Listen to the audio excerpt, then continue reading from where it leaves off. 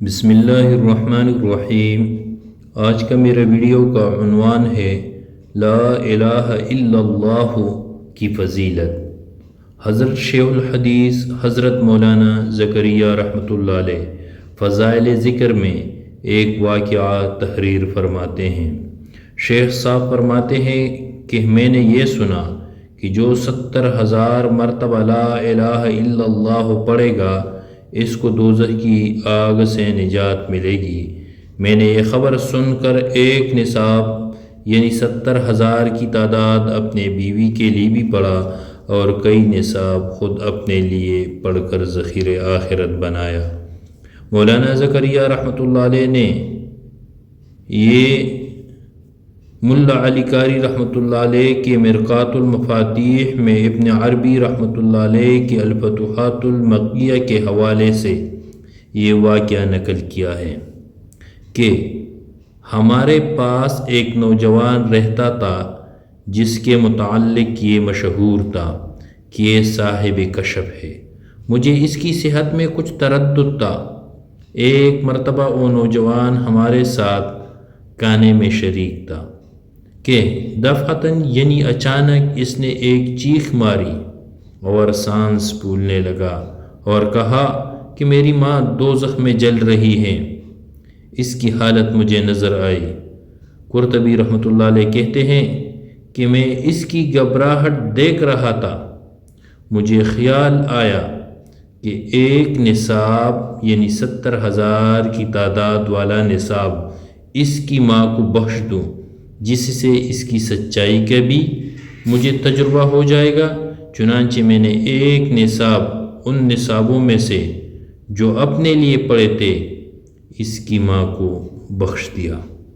میں نے اپنے دل میں چپکے ہی سے بخشا تھا اور میرے اس پڑھنے کی خبر بھی اللہ تعالیٰ کے سوا کسی کو بھی نہ تھی، مگر وہ نوجوان فوراً کہنے لگا کہ چچا میری ماں سے دوزخ کی عذاب ہٹا دی گئی۔ قرطبی رحمۃ اللہ علیہ فرماتے ہیں کہ مجھے اس واقعے سے 2 فائدے ہوئے۔ ایک تو اس برکت کا جو 70,000 کی مقدار میں نے سنی تھی اور اس کا جو تجربہ ہوا، دوسرا تجربہ ہوا، دوسرے اس نوجوان کی سچائی کا یقین ہو گیا۔ اور شیخ الحدیث حضرت مولانا زکریا رحمۃ اللہ علیہ نے یہ واقعہ فضائل ذکر میں بھی ذکر کیا ہے۔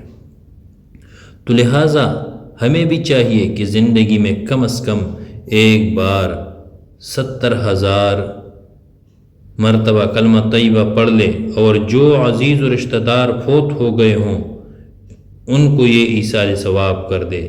یہ تعداد ایک دن اور ایک ہی نشست میں پڑھنا ضروری نہیں بلکہ تھوڑا تھوڑا کر کے بھی پڑھ سکتے ہیں، اور روزانہ کم از کم 100 مرتبہ تو آسانی سے ہی پڑھا جا سکتا ہے۔